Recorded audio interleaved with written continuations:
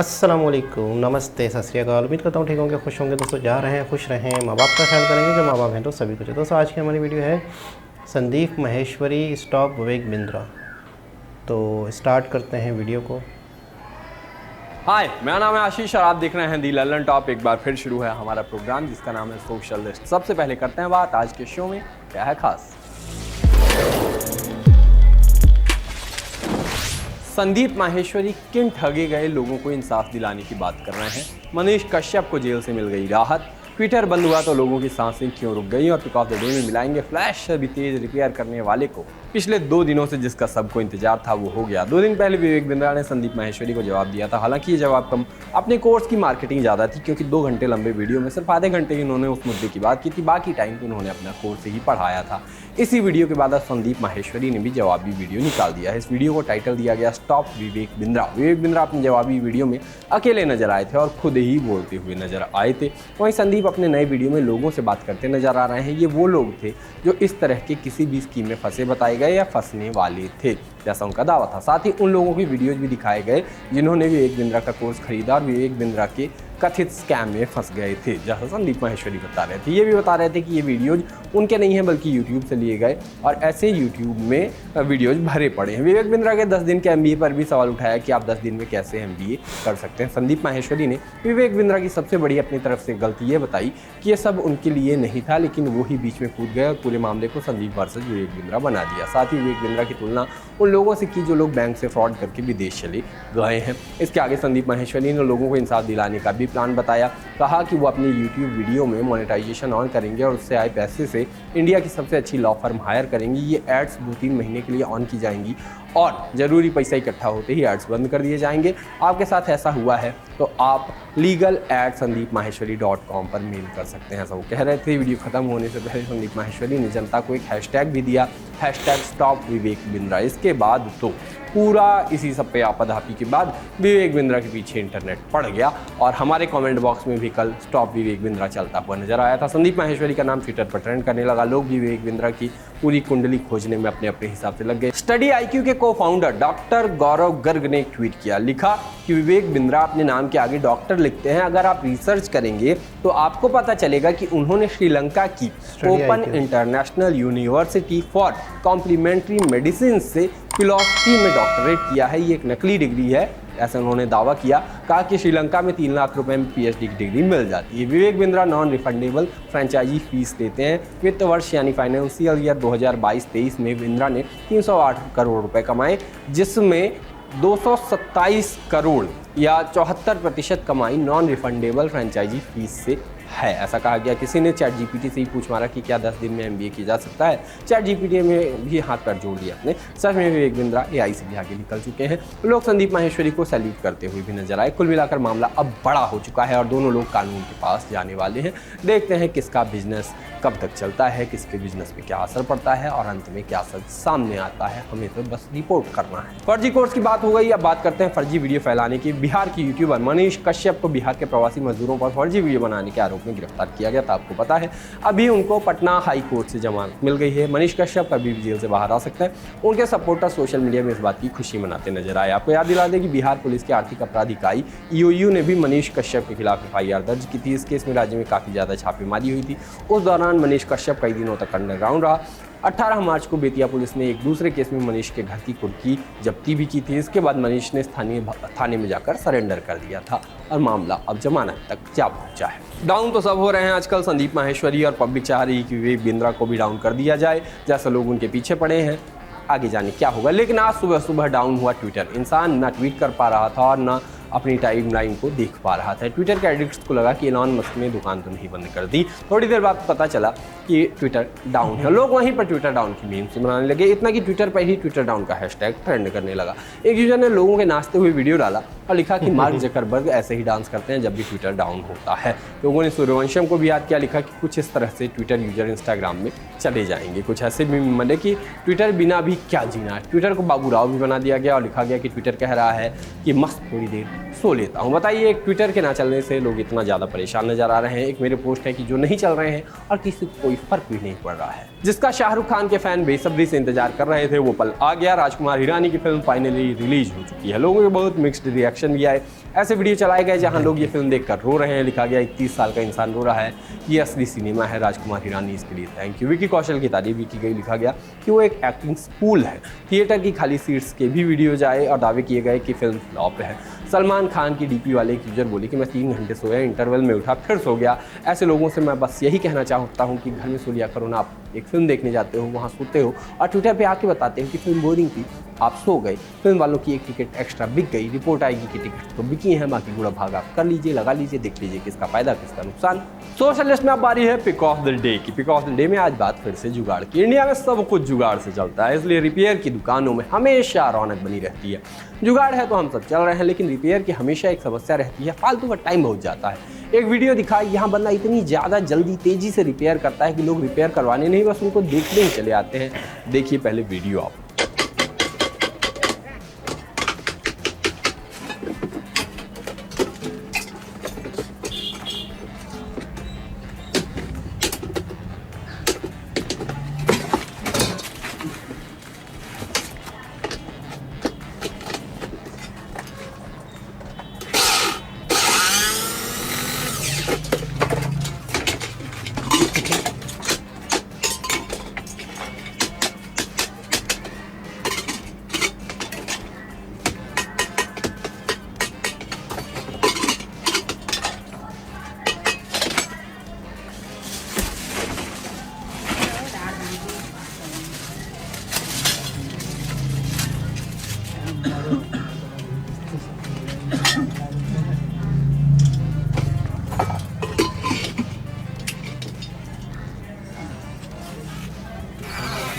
इनको देखकर फ्लैश भी माफ़ी मांग सकता है। आपको पता है मैं इतनी तेज़ी से काम करना चाहता हूँ, लेकिन क्या करूँ, आलस से ज़्यादा प्रेम है। आलस के कारण ही इस शो को यहीं ख़त्म करते हैं। कल फिर होगी मुलाकात, तब तक के लिए चलते हैं, टाटा। ओके। वीडियो में तो काफ़ी चीज़ों का जिक्र है, तो मैं तो सिर्फ संदीप माहेश्वरी और विवेक बिंद्रा वाली वीडियो देख रहा हूँ, फॉलो कर रहा हूँ इन्हें। अच्छा, मैं समझता हूँ कि थोड़ा सा इस बात को समझा जाए। संदीप माहेश्वरी का एक नाम है, एक पहचान है, और विवेक बिंद्रा जी की भी एक पहचान है, उनका भी एक नाम है। मामला यहाँ है ये है कि कम से कम संदीप माहेश्वरी जी को विवेक बिंद्रा जी से मिलना चाहिए। मैंने उनकी भी पहली वीडियो भी देखी जिसमें कोई नाम नहीं लिया गया था। विवेक बिंद्रा जी कैसे मार्केट में एकदम से आ गए कि उन्हें कैसे लगा कि ये मेरे ख़िलाफ़ है, जबकि उन्हीं के ख़िलाफ़ थी। और इससे पहले भी एक वीडियो थी जिसमें संदीप माहेश्वरी ने हल्का सा इशारा दिया था, वो भी मैंने वीडियो देखी। मैं इनको संदीप माहेश्वरी को तो रेगुलरली फॉलो करता हूँ, तो इन्होंने एक हल्का सा इशारा दिया था कि बहुत बड़े यूट्यूबर हैं जो कि अपनी लाइफ में उनका मकसद सिर्फ इनकम होता है और वो अपने आप को बहुत अच्छा शो ऑफ करते हैं। मैं उनका नाम नहीं लूँगा, इन्होंने ये कहा था, और बहुत बड़े यूट्यूबर हैं।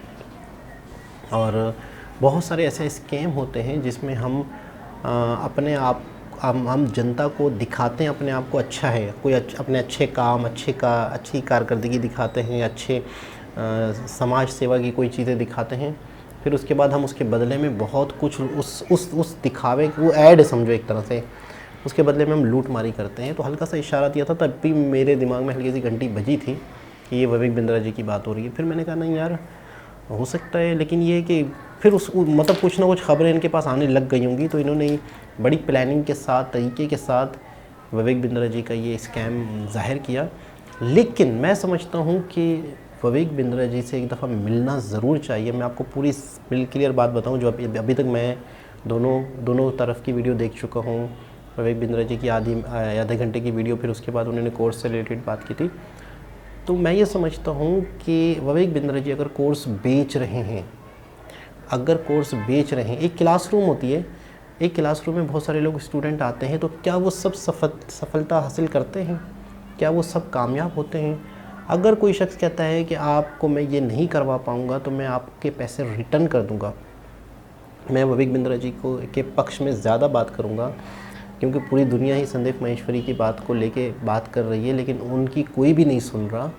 तो विवेक बिंद्रा जी की तरफ से मैं ये कहूँगा कि अगर मेरे 10 स्टूडेंट आते हैं, 10 स्टूडेंट में से मैं 5 स्टूडेंट को कामयाब नहीं कर पाता हूँ, जो मैं श्योरिटी देता हूँ, तो उन 5 स्टूडेंट के बारे में मुझसे भी तो पूछा जाए कि वो टाइम पे आते थे, क्या वो उन्होंने मेरी क्लासें ली हैं, जो मैंने कहता था, जो मैंने होमवर्क देता था, जो मैंने घर के लिए काम दे देता था, या जो मैंने टास्क देता था, क्या वो करते थे, क्या वो क्लास में टाइम पे आते थे, टाइम पे जाते थे, मुझे उन्होंने फ़ीस दे दी, मैंने उन्हें सिखा दिया, क्या उन्होंने सीखा। अच्छा, फिर दूसरी चीज़ ये है कि विवेक बिंद्रा जी को कुछ ऐसे लोग भी मार्केट में सामने लाने चाहिए कि जिनसे उनको फ़ायदा हुआ है। तो इसका मतलब ये है कि अगर कोई लोग उस कोर्स से फ़ायदा नहीं उठा सके तो कोर्स का मसला नहीं है, उनके अंदर दम नहीं था, उनके अंदर वो एबिलिटी नहीं थी। सब एक तरह के लोग दुनिया में नहीं होते। किसी ने कहा है ना कि हर शख्स अपने हिसाब से एक पैकेज होता है, हर शख्स की अपनी एबिलिटी होती है। हाँ, विकास दिव्या कीर्ति सर ने कहा है कि हर शख्स अपने आप में एक स्पेशल पैकेज होता है। माँ बाप ज़बरदस्ती अपने बच्चे को कोई चीज़ थोप ना दें, कोई चीज़ उनके सर पे ना डाल दें। कंपनियां होती हैं जिन्होंने कोर्स बेचना है, उन्होंने तो अपना कोर्स बेचना है। अब उस कोर्स से आप फ़ायदा हासिल कर पाते हो या नहीं, आपका काम है। कोर्स को छोड़ देते हैं, हम ज़िंदगी को ले लेते हैं कि मुझे भी ज़िंदगी मिले, मुझे भी 2 हाथ मिले, 2 आँखें मिली, आपको भी मिली। कोई शख्स ज़िंदगी में नाकाम रह जाता है सारी चीज़ों के साथ, कोई शख्स इन सारी चीज़ों को लेके फ़ायदा उठाता है, खेती बाड़ी करता है, फसलें उगाता है, कुछ कारीगरी सीखता है। वही शख्स उन चीज़ों को लेके फ़ायदा उठाता है, वही शख्स उन चीज़ों को लेके नाकाम हो जाता है। तो कहीं पर भी कोर्स कुछ लोगों को फ़ायदा दे रहा है, आज इतने सब्सक्राइबर है, एक कोर्स मेरे काम नहीं आया, मैं उससे कुछ हासिल नहीं कर सका, तो यहाँ मेरे अंदर भी कमी हो सकती है। वही कोर्स अगर उनकी तरफ से ऑप्शन दिया जा रहा है कि आप किसी और को सेल करके अपना जो खर्च है वो निकाल सकते हो, तो निकाल लो। एफिलिएटिंग मार्केटिंग भी होती है, आप एक चीज़ को मज़ीद आगे भी बेच सकते हो, कम से कम आप अपना नुकसान तो ख़त्म कर सकते हो। तो मैं समझता हूँ इन सारी चीज़ों को ठंडे दिमाग से सोचना चाहिए। और संदीप माहेश्वरी जी अगर एक नाम है, एक फ़ैन फॉलोइंग है, और वो कुछ कह रहे हैं तो बिल्कुल हमें लकीर का फ़कीर होकर एक चीज़ के पीछे नहीं पड़ जाना चाहिए। हमें चीज़ों को ठंडे दिमाग से सोचना चाहिए। अगर वो किसी का नुकसान ख़त्म करने की कोशिश कर रहे हैं, विवेक बिंद्रा, अगर आपको कोर्स काम नहीं आया, आप कहीं और सेल करके अपना परसेंटेज हासिल कर सकते हो, कमीशन हासिल कर सकते हो, आपका नुकसान ख़त्म हो जाएगा। हो सकता है वो किसी और के काम आ जाए, हो सकता है वो किसी और के काम आ जाए। स्टूडेंट क्लास में बैठे हुए तमाम कामयाब नहीं होते, वो स्टूडेंट्स के ऊपर होता है, वो ज्ञान लेने वाले हैं, कुछ हासिल करने वाले हैं, या माँ बाप का पैसा बर्बाद करने वाले हैं। तो ये है कि दोनों चीज़ों को अच्छे तरीके से समझना चाहिए।